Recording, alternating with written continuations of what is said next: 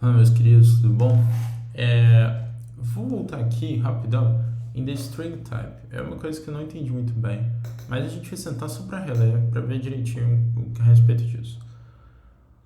Vamos lá, eu vou reler. Se você já leu, você pode pular mais um pouquinho do vídeo, que aí não tem problema, mas eu só vou reler aqui para a gente entender certinho o que a gente está vendo. To illustrate the rules of the ownership, we need a data type that is more complex than those we cover in data types. Section of chapter 3, que a gente já viu.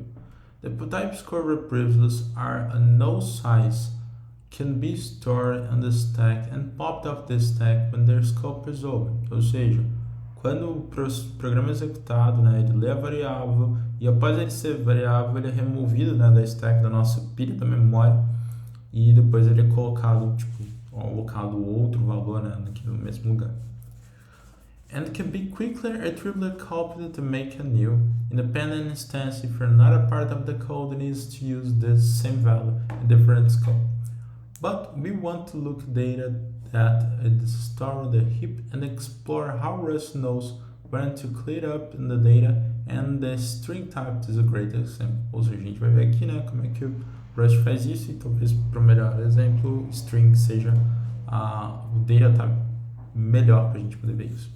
We consider that the part of the string does relate to ownership. This aspect also applies to other complex data types, whether they are provided by standard library created by you. We'll discuss the strings more deep in chapter 8. We will rather see the strings literals when the string value is hard coded in your program. String literals are convenient, but they are suitable for every situation which we want to use in text. One of the reasons is they're immutable. One of the reasons that they are immutable. Okay.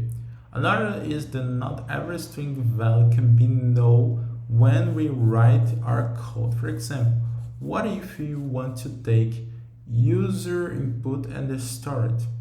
For this situation, Rust has a second string type, string.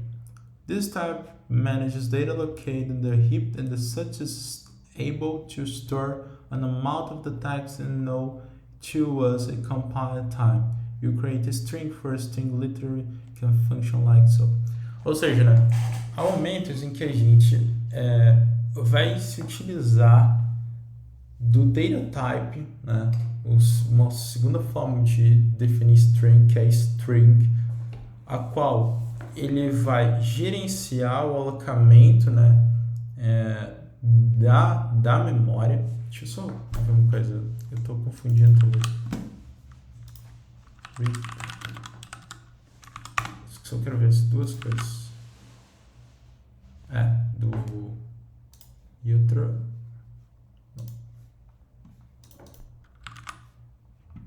Heap, aqui. Então ele vai alocar, né, da melhor forma possível a forma como a gente está utilizando o texto. Lembrando que string nada mais é, né, do que uma sequência de characters. Então, ou seja, uma sequência de caracteres é uma string. Então a gente faz, né, tem uma library específica para poder lidar com essa sequência de caracteres que são chamados de string. The double column, né, esses two operators allows us to namespace this particular from function or the string type had they used some sort of name like string from. We discuss syntax more in the method of syntax section chapter 5, and while we'll take about namespace with modulus path to refer item in modular 3, the chapter 7, perdão.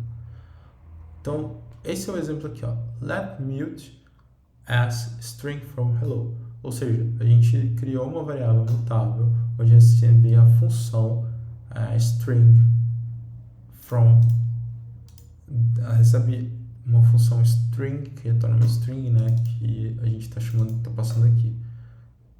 So purchase string word.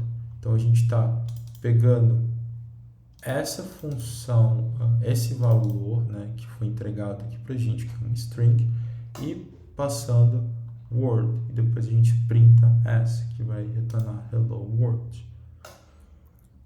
Ou seja, a gente está recebendo uma string onde vai fazer uma certa alocação de memória desse valor e está passando depois word, que é uma continuidade desse valor.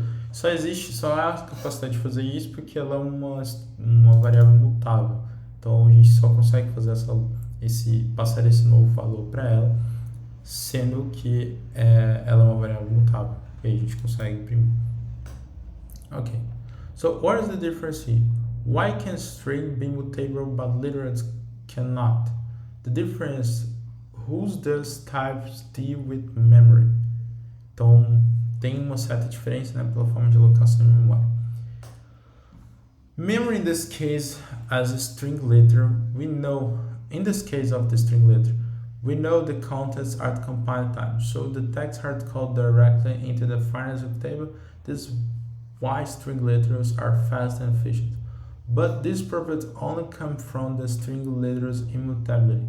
Unfortunately, we cannot put a blob of memory with the binary for each other piece text whose size is unknown and at compile time the size may change while running the program. Ou seja, né, o motivo da gente não usar necessariamente outra forma, né, a não ser string, para poder fazer essa agregação aqui, né, é simplesmente porque se a gente usasse outra forma de passar o valor ali, a gente receberia um tamanho que a gente não conhece, sabe? Não seria um unknown. E string literal, elas são imutáveis, ou seja, elas não mudam, né? E no caso aqui da string, a gente consegue passar um determinado valor ao qual a função lida melhor com a alocação de memória. Então ele fala, unfortunately, we can't put a blob of memory in the binary for each other piece of the text whose size is unknown. Ou seja, principalmente por não saber qual que é o tamanho, né? A gente não consegue usar um string literal. A gente utiliza um string para compilar de forma correta, né, o nosso programa. With the string type in the order to support our mutable, grow piece of the text, we need to locate our amount of memory on the heap and know at compile time to hold counts. This means the memory must be required from the memory allocated at runtime. Ou seja, a memória precisa ser requisitada da memória alocada em tempo de execução. A memória precisa ser requisitada, ou seja, ele precisa... entendi. A função, no caso, ela lida ali, da string, ela lida com dizer qual que é o tamanho, né, que vai ser alocado necessariamente na memória no momento de alocação. We need a way to return this memory to the allocator when you're done with our string. We need a way of return this memory to allocator when we are done with our string. That part is done by us when we can string from. And the implementer requests the memory needs.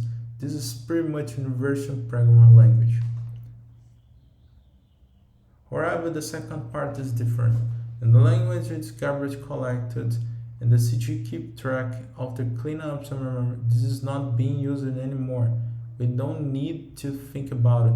As most language GC is responsible to define when memory is no longer being used and how the code is explicitly free is just we did to request. Done this correct as historically be a difficult programming problem. If you forgot we forgot waste memory. If we don't too early, we will have invalid variable. If we do twice, this is bug too. We need to pair exactly one allocator with except one is free. Deixa eu só reler essa parte porque ela é importante. Porque aqui, ó, ele está falando o seguinte: the memory must be request from the memory allocator runtime. Isso daqui realmente está em todos os tipos de linguagem, né? Então, por exemplo, no momento que a gente está requisitando espaço na memória, é o momento que a gente vai alocar esse espaço depois da memória junto com o runtime. No momento que a gente requisita um espaço na memória, é o momento que vai ser alocado o espaço na memória. Agora o segundo, realmente, ó. The second part is different. The language with garbage collector, ou seja, a segunda parte, ela é diferente porque necessariamente a gente não utiliza um garbage collector. Então a responsabilidade, né, por escrever algo em que realmente ele vai ocupar um espaço na memória, ela se torna nossa. Então a gente só tem que seguir de forma correta como poder escrever esses tipos de valores ou essas funções de forma a alocar corretamente o espaço. Na verdade, eu acho que a gente não precisa que você para pensar, né? Não é a gente que vai vendo qual que é o espaço que existe dentro da memória, mas a linguagem em si ela te dá as regras, né, para que você faça isso.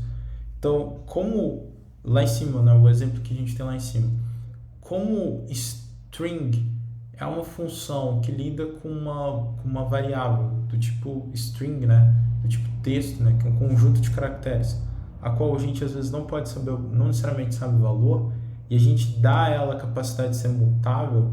No momento de execução, a gente abre o espaço para que ela seja executada step by step. Então, tipo, ó, let me use. Então a gente está dizendo que a variável s é um hello. Ela executa de fato as push string, ou seja, ela teve execução, ela fez isso e ela depois foi printada, mas depois disso ela não existe mais essa definição de S. Então a gente tem uma parte da memória que ela se torna free novamente. Então deixa eu só ver se eu estou certo quanto a isso. Different language is not being used anymore. We don't need to think about most language. Is our responsible to identify memory is no longer being used to call code to express the treat. Just was a data requires that correct has historically been a difficult problem solver. If you forgot, well, waste memory. If you're done too early, if you've done twice, it is a bug. We need to pair exact one allocated with exactly free. Rust takes a different path. The memory is automatically returned once the variable 2 ons goes out of the scope. Is a version of scope from the listener. Ou seja, realmente é isso que a gente está vendo mesmo. Então, por exemplo, o Rust ele vê quando a variável, né, a parte onde a gente está utilizando, alocando espaço na memória, ela já não é mais utilizada. Então, novamente, ó, S is valid from this point forward. Ela faz o que ela tem que fazer. Quando o escopo, né, ele termina, S não é mais uma variável válida, não é um espaço mais válido. Então, this is natural point which can return the memory out or string needs to the allocator. When the S goes out of the scope, when the variable goes out of the scope, Rust calls a special function for us. This function is called drop. And where the author of the string can put the code to return the memory, Rust calls drop automatically at the close the color braces.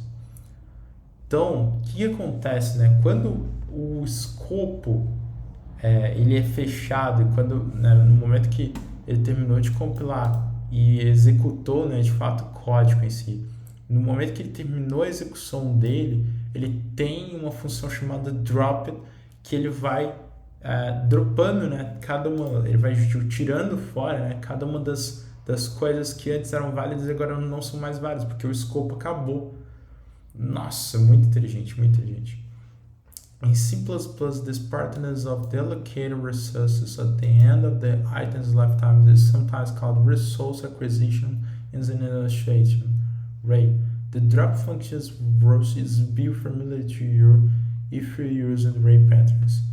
Então é um padrão que já existia dentro de C++, né, que ele agora existe em Rust. This pattern has been profound impact that the way Rust coder is writing. In the main, the simple right now, but the behavior of the code can unexpected. There's more complicated situations when we want to have multiple variables and use data to allocate on the heap.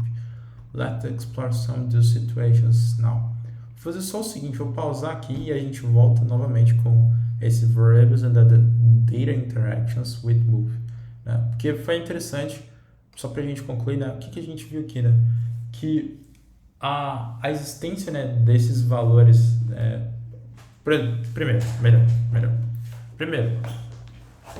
a imutabilidade é algo que, para certos tipos, né, de variáveis, faz com que a gente tenha o entendimento do tamanho, né, desses espaços dentro da memória. Isso daí é uma coisa que ficou claro. A gente sabe qual que é o tamanho de certas coisas dentro da memória.